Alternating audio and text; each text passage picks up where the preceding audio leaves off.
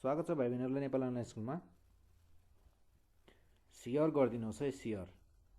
खै त सेयर गर्नुभएको, कति पटक भनिसक्यौँ हामीहरूले कि लाइक र सब्सक्राइब नगर्नुहोस्, तर सेयर चाहिँ गरिदिनुहोस् भनेर कति पटक भनिसक्यो र तपाईँहरूले खै त मैले त सेयर गरेको देखिनँ।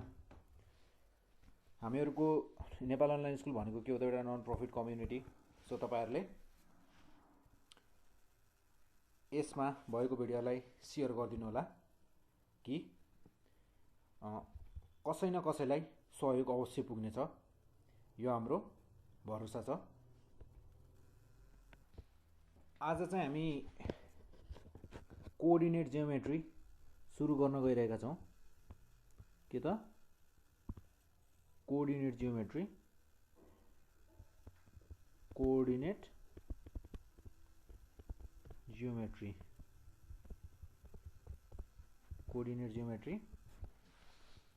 कोअर्डिनेट जियोमेट्रीमा हामी फर्मुलाहरू डिराइभ गरेर चाहिँ हेर्दैनौँ, किनकि इक्जामको पोइन्ट अफ भ्यूले हेर्दा पनि फर्मुलाहरू डिराइभ गर्ने चाहिँ खासै आउँदैन। तर हामीहरूलाई जुन आउँछ, जुन चाहिँ डिराइभ गर्नुपर्ने जस्तो लाग्छ हामीहरूलाई, जस्तै एङ्गल बिट्विन टु लाइन्स, यस्तो फर्मुलाहरू चाहिँ हामी के गर्छौँ भन्दा डिराइभ गर्छौँ।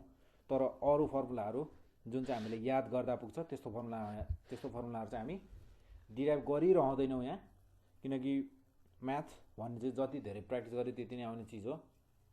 फर्मुला याद गर्नुहोस् र हामी यसमा चाहिँ क्वेसनहरू सक्दो बढी प्रेस गर्नेछौँ, सक्दो बढी डिस्कस गर्नेछौँ। सो हामीहरू सुरु गरिहाल्छौँ। हामीहरूको पहिला हामी के हेर्छौँ भन्दा हामीहरूलाई युज हुने युजफुल फर्मुलाहरू हेर्छौँ। जस्तै मसँग छ पहिलो फर्मुला, सबैभन्दा इम्पोर्टेन्ट र पहिलो फर्मुला हामीहरूको कोअर्डिनेट जियोमेट्रीमा जान्नै पर्ने भनेको चाहिँ डिस्टेन्स फर्मुला। यो फर्मुला बिना कोअर्डिनेट जियोमेट्री सुरु गर्न नै के छ त गाह्रो छ। डी लेखेँ मैले, जस्तै x2 माइनस x1 को whole square plus y2 minus y1 को के त होल स्क्वायर।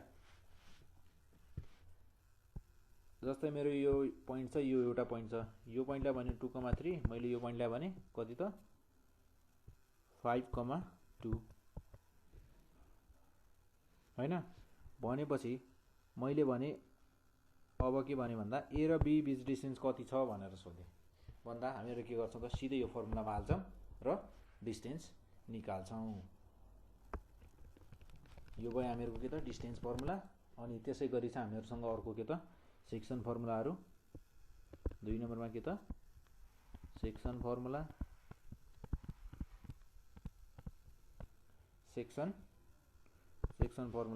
सेक्सन फर्मुलामा दुईटा छ हामीहरूको, एउटा इन्टरनल डिभिजन भन्छ र अर्को एक्सटर्नल डिभिजन। इन्टरनल डिभिजनमा हेर्छौँ हामी पहिला। इन्टरनल डिभिजनको m1 लेख्दा x2 प्लस m2 लेख्दा x1 upon m1 plus m2। यो भयो मेरो x को लागि। त्यसै गरी अर्को छ मेरो के त m1 y2 अनि m2 y1 upon m1 plus m2। यो भयो मेरो के को लागि त इन्टरनल डिभिजनको लागि। यो भयो मेरो इन्टरनल डिभिजनको फर्मुला। र त्यसै गरी छ एक्सटर्नल डिभिजन। एक्सटर्नल डिभिजनको लागि छ मेरो m1। हामीहरूको फर्मुला त सेम छ कि एक्सटर्नल लागि नि इन्टरनल लागि पनि, तर थोरै फरक छ। कहाँ फरक छ त, प्लसको ठाउँमा माइनस छ। एक्सटर्नल डिभिजनको लागि के छ त हाम्रो m1 x2 minus m2 x1 upon र m1 माइनस के त m2। हामीहरूको एक्सटर्नल डिभिजनमा चाहिँ के मात्र फरक छ त, प्लसको ठाउँमा के छ त माइनस, बस फरक त्यति नै हो। त्यसै गरी m1 y2 minus m2 y1 upon m1 plus m2। यो भयो हाम्रो section formula external internal division र एक्सटर्नल डिभिजनको लागि। त्यसै गरी 3 नम्बरमा लेख्छु म के त हामीहरुको मिड पोइन्ट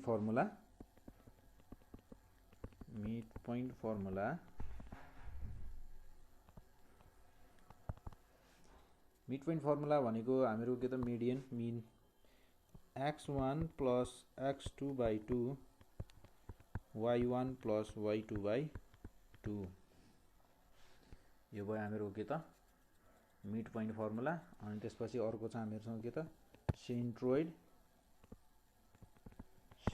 भयो भने सेन्ट्रोइड फर्मुला भन्छ x1 plus x2 plus x3 by 3 अनि y1 plus y2 plus y3 by 3 अनि त्यसै गरी हामीलाई अर्को एकदमै इम्पोर्टेन्ट भनेको चीज के भनेपछि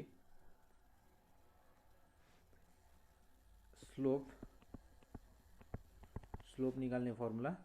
स्लोपलाई के भन्छ त m y2 minus y1 upon x2 minus x1। यो माथिको हामीहरुलाई यो छ नि यी भनेका सबै हाम्रो सेक्सन फर्मुला नै हुन्। यो पनि यो यति जतिलाई हामीले के सेक्सन फर्मुला भन्न सकिन्छ। यी भनेका के हुन् त सेक्सन फर्मुला भित्र नै पर्छन् भन्न सकिन्छ यिनीहरुलाई मिड पोइन्ट फर्मुला र सेक्सन सेन्ट्रोइड फर्मुला पनि।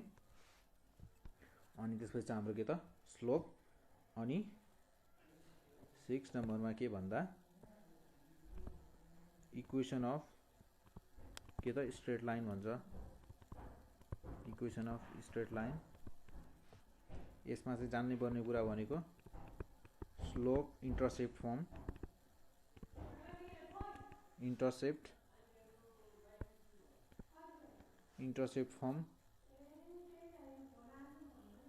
y is equals to mx plus c अनि स्लोप इन्टरसेप्ट फर्म भयो हामीहरुको।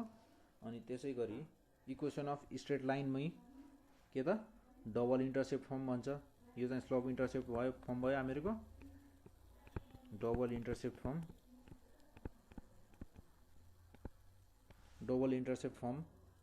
यसमा चाहिँ के हुन्छ भन्दा x upon a plus x upon y upon b x upon b भन्छ y upon b is equals to 1। यो भयो हामीहरुको के त डबल इन्टरसेप्ट फर्म।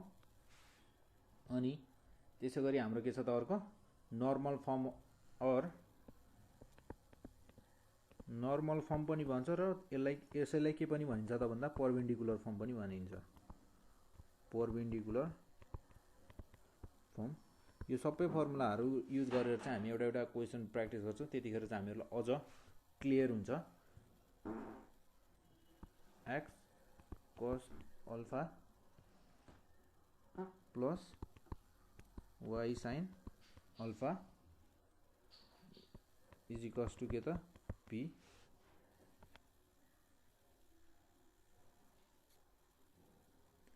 अनि त्यसै गरी चाहिँ हाम्रो अर्को के त परपेन्डिकुलर फर्म भयो हामीहरुको।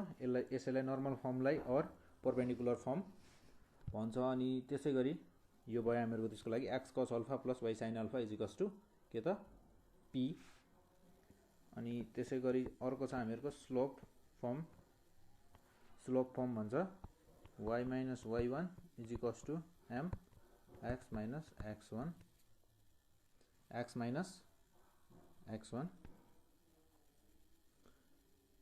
इक्वेसन अफ स्ट्रेट लाइन निकाल्दा हामीहरुलाई चाहिने चीजहरु है। यो चाहिँ यति चीजहरु चाहिँ हामीलाई स्ट्रेट लाइनको इक्वेसन चाहियो भनेपछि यति चीजहरुलाई हामीलाई कुनै पनि चीजहरु चाहिन सक्छ। यी सबै चीजहरु हामीलाई के हुनुपर्छ याद हुनुपर्छ। स्लोप फर्म भन्छ। अनि त्यसै गरी 2 पोइन्ट फर्म भन्छ अर्को 2 point form. Equation of straight line निकाल्दा 2 पोइन्ट फर्मको पनि निकाल्नु पर्ने हुन सक्छ। हामी एक्जाम्पल गर्छौं। हामीहरुको यो फर्मुलाहरुमा तपाईले हेर्नुभयो भने जस्तै यसमा र यसमा के फरक छ।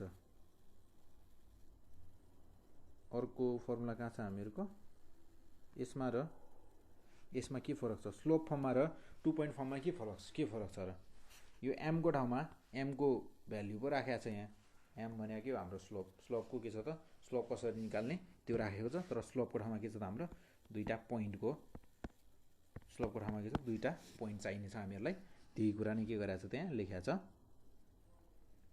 अनि यो भइसकेपछि अर्को हामीहरूको एउटा फर्मुला भनौँ छुट्टै छ त्यो चाहिँ जस्तै 7 नम्बर हालेर लेख्छु म त्यसलाई अब हामीहरूसँग जस्तै के छ भन्दा मेरो यहाँ पोइन्ट छ र यो स्ट्रेट लाइन छ र यो मेरो के भयो त स्ट्रेट लाइन भयो यो लाइनबाट यहाँनिरदेखि यहाँसम्मको यो के त परपेन्डिकुलर डिस्टेन्स यो परपेन्डिकुलर डिस्टेन्स कति छ भनेर थाहा पाउनको लागि के त to find length of the के त परपेन्डिकुलर डिस्टेन्स परपेन्डिकुलर के त डिस्टेन्स फ्रम कहाँबाट त from a point on the line from a point यो लाइन कुन लाइन यो लाइनमा पर्ने कुनै पनि यो पोइन्टबाट कहाँसम्म त on the line ax plus by plus c is equals to 0 यो लाइनको इक्वेसन भयो यो चाहिँ है x plus by plus c चाहिँ यो स्ट्रेट लाइनको होरिजेन्टल लाइनको इक्वेसन भयो अनि त्यसको यो पोइन्टबाट परपेन्डिकुलर डिस्टेन्स पत्ता लगाउनको लागि के चाहिन्छ त हामीहरूलाई फर्मुला के हुन्छ त l is equals to ax1 plus by1 plus c upon under root भित्र के त a square plus b square हुन्छ यो भयो के त हामीहरूको परपेन्डिकुलर डिस्टेन्स पत्ता लगाउनको लागि चाहिने अनि त्यसै गरी अर्को छ हामीहरूसँग के त एरिया अफ के त ट्रायंगल एरिया अफ ट्रायंगल भन्छ इज इक्वल्स टु 1/2 अनि के छ त हामीहरूसँग यहाँ x1 y2 एरिया ट्रायंगल भन्ने बित्तिकै हामीहरूको कतिवटा कर्नर र कतिवटा पोइन्ट हुने भयो त तीनवटा point x1 y2 x2 y1 plus x2 y2 x2 y3 हुने भयो माइनस x3 y2 प्लस अनि के छ त x3 y1 minus x1 y3 यो फर्मुलालाई चाहिँ धेरै कन्फ्युज हुन्छन् विद्यार्थीहरू यो फर्मुला लिएर म यो फर्मुला कसरी याद गर्ने म थोरै बिर्सियो यदि फर्मुला बिर्सियो भने पनि कसरी लेख्ने म त्यो कुरा भन्छु 1/2 त हामीहरूको के छँदैछ अगाडि हैन अब यो फर्मुला जस्तै म बिर्सियो भने मलाई यो ट्रिक चाहिँ याद गर्छु म x1 y2 x1 x2 र x3 फेरि x1 लेख्छु y1 y2 y3 अनि फेरि y1 लेख्छु यदि म फर्मुला बिर्सियो भने नि म यति कुरा चाहिँ याद राखिरहन्छु हैन फर्मुला बिर्सिए ल कन्फ्युजै भए के छ र कन्फ्युजै भए म यहाँ अगाडि के छ प्लस छ यहाँ माइनस छ प्लस छ माइनस छ प्लस छ प्लस छ यो अगाडि प्लस भइहाल्यो यो प्लस अनि त्यसपछि माइनस छ प्लस माइनस साइनमा कन्फ्युजन भएन किनकि सबभन्दा पहिला प्लस अनि माइनस प्लस माइनस राख्ने अनि त्यसपछि कुरा आयो हाम्रो के त यसमा कसरी यो फर्मुलालाई याद गर्ने x1 x2 x3 x1 y1 y2 y3 y1 x1 x2 plus भयो यसको अगाडि चाहिँ माइनस x2 y1 त्यसपछि x2 y3 प्लस भयो यसको अगाडि चाहिँ अब माइनस हुन्छ के को अगाडि x3 y2 माइनस भइसक्यो अब हुन्छ फेरि प्लस x3 y1 अनि त्यसपछि फेरि के हुन्छ माइनस x1 y3 यो भयो मेरो यो एरिया अफ ट्रायंगललाई चाहिँ याद गर्ने कुराहरु यो कन्फ्युजन भयो भने पनि के त यो कुरा चाहिँ यति कुरा चाहिँ याद राख्नु पर्यो अब हामी के गर्छौं त यो टपिकलाई कोअर्डिनेट जियोमेट्रीको टपिकलाई चाहिँ सुरु गर्छौं यो चाहिँ हामीहरुको के भयो यति फर्मुलाहरु चाहिँ तपाईहरुले लेखेर राख्दा पनि हुन्छ यो फर्मुलाहरु किनकि तपाईहरुलाई यो एक्जाम भन्दा अगाडि एक्जामको बेला पनि र यो कोअर्डिनेट जियोमेट्री प्र्याक्टिस गर्ने बेलामा यति फर्मुला चाहिँ एउटा पेपरमा लेख्ने प्र्याक्टिस गर्ने तरिका है एउटा पेपरमा टक्क चाहिने फर्मुला जति लेख्ने साइडमा राख्ने फर्मुला नहेरिकन गर्ने प्र्याक्टिस गर्न त, तर यदि काइन्ड र कन्फ्युज भयो भने सट्ट फर्मुला हेर्ने अनि गर्ने। फर्मुला चाहिँ याद हुनु पर्यो। यो कुरा भयो फर्मुलाको बारेमा। अब हामी के गर्छौँ त, सुरु गर्छौँ। सुरु कहाँबाट गर्छौँ भन्दा एउटा चाहिँ हामीहरूको डेरिभेसन छ। डेरिभेसन जस्तै डेरिभेसन नै भनौँ, हामी त्यसलाई के गर्छौँ त, त्यो लेखेर फर्मुला मात्र नलेखिकन त्यसलाई थोरै हामी डिराइभ पनि गरेर हेर्छौँ। यसको टपिक के छ भन्दा एङ्गल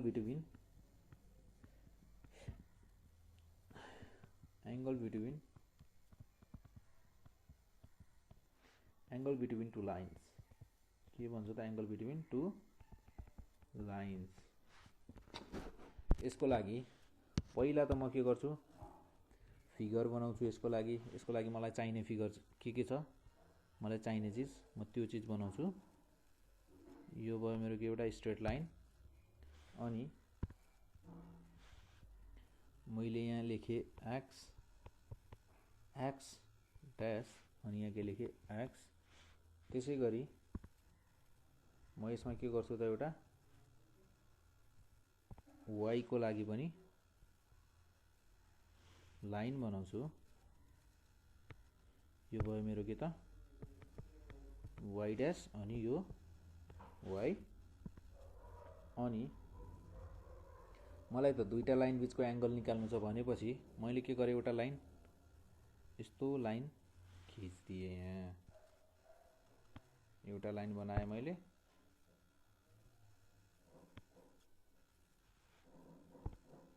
अब म बनाउँछु अर्को लाइन। अर्को लाइन छ मेरो कस्तो त भन्दा यहाँबाट चाहिँ के गरेको छ त, यस्तो छ मेरो लाइन। यो भयो मेरो के त, अर्को लाइन। अब मैले के गरेँ भन्दा एङ्गल बिट्विन टु लाइन्स हैन, मैले यो लाइनलाई दिएँ नाम ए अनि बी। त्यसै गरी यो लाइनलाई दिएँ मैले सी अनि डी। अनि यो बिचमा जुन काटिएको पोइन्ट छ नि, यहाँनिरको यो पोइन्ट, मैले यो पोइन्टलाई नाम दिएँ के त, ई भन्ने नाम दिएँ। अनि यो त भइहाल्यो मेरो के, ओरिजिन हैन। यति कुरा छ। अब यसमा म थोरै के गर्छु भन्दा त केही कुरा लेख्छु। हामीहरूलाई के थाहा छ त, एउटा स्ट्रेट लाइनको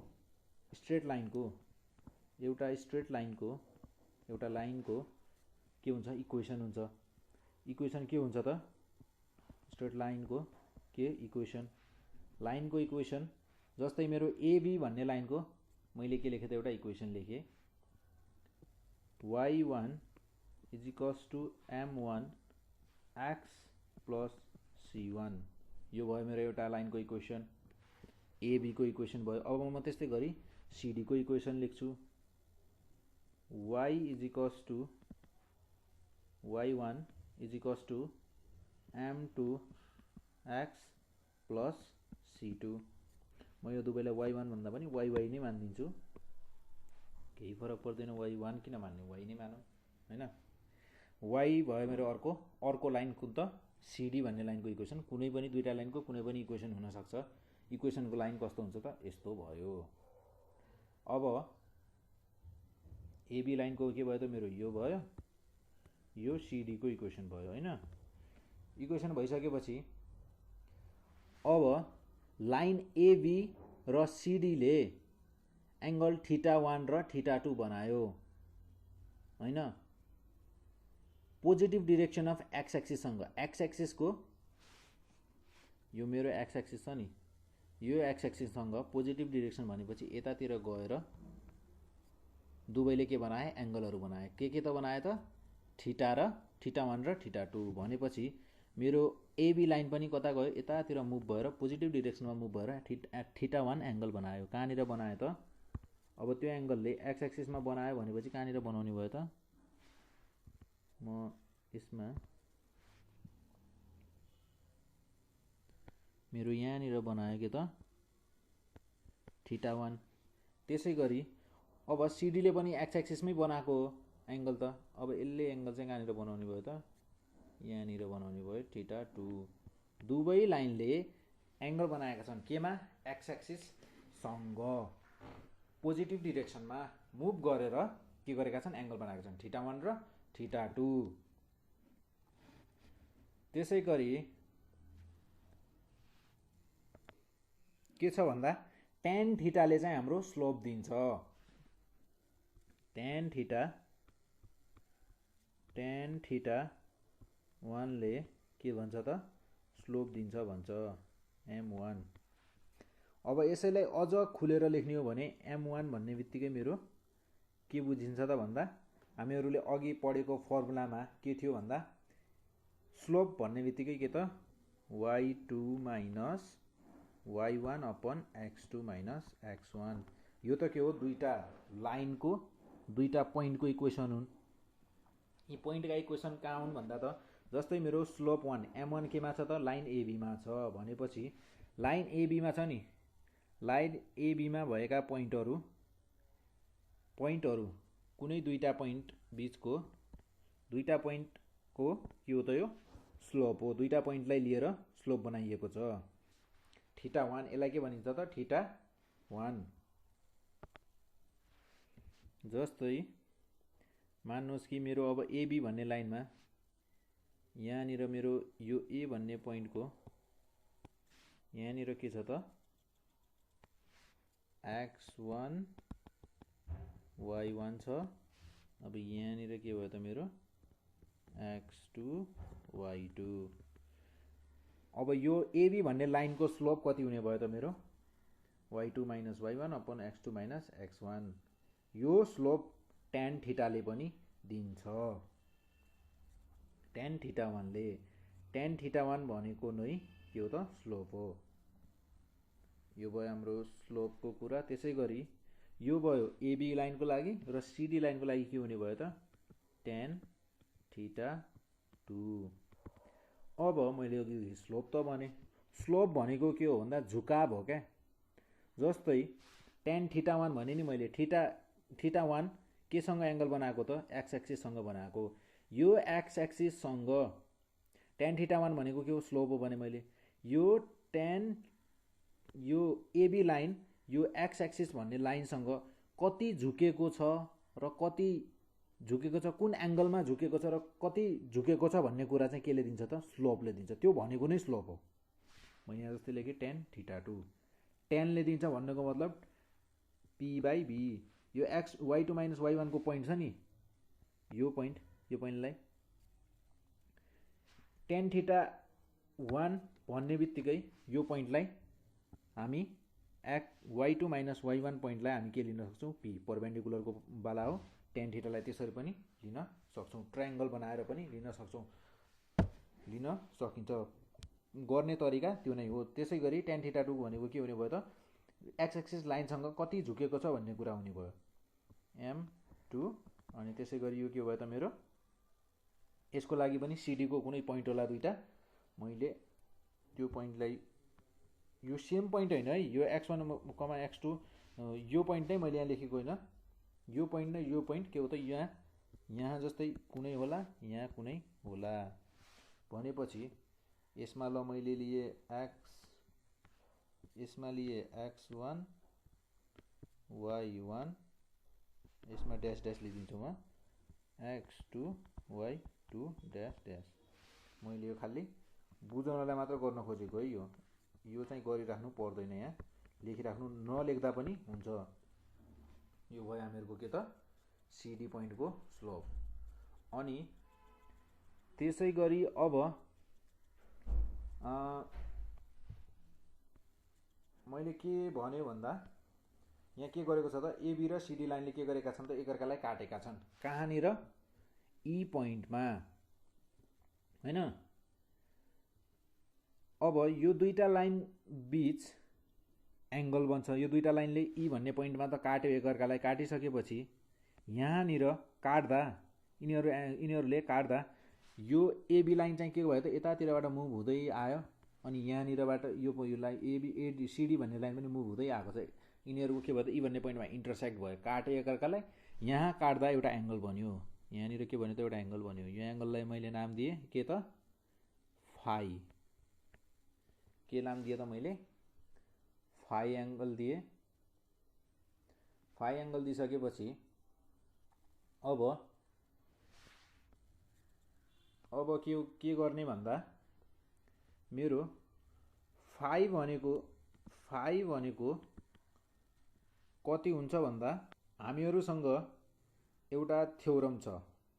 थ्योरमले के भन्छ भन्दा म यसलाई लेख्नुभन्दा पहिला त्यसलाई बुझाउँछु। थ्योरमले के भन्छ भन्दा exterior angle is equals to sum of के भन्छ त सम अफ टु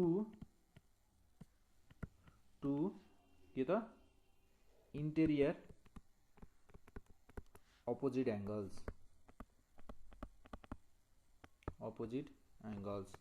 भन्न खोजेको यो मेरो θ1 एक्सटेरियर एङ्गल छ नि, θ1 एक्सटेरियर एङ्गल छ नि, यो केसँग इक्वल हुन्छ भन्छ यो थ्योरमले इन्टेरियर तर के त अपोजिट एङ्गल्सहरू जस्तै θ2 र फाई छन्। यो एउटा ट्रायङ्गल छ नि, यो ट्रायङ्गलमा पुगिसक्यौँ है। अब हामी यो ट्रायङ्गलको यो एक्सटेरियर एङ्गल भयो θ1, यो केसँग इक्वल हुन्छ भन्छ त इन्टेरियर तर अपोजिट साइडका एङ्गलहरूसँग इक्वल हुन्छ भन्छ यो थ्योरमले। यो थ्योरमद्वारा हामीले के लेख्यौँ त अब यस्तो लेख्यौँ। यो लेखिसकेपछि मैले के गरेँ फाईलाई अलग बनाएँ, यो क्यू भएछ, यो थीटा हो, θ2 प्लस के त फाई। मैले फाईलाई के गरेँ त अलग बनाइदिएँ। फाईलाई अलग बनाउँदा के भयो त मेरो θ1 माइनस θ2। अब taking tan on both side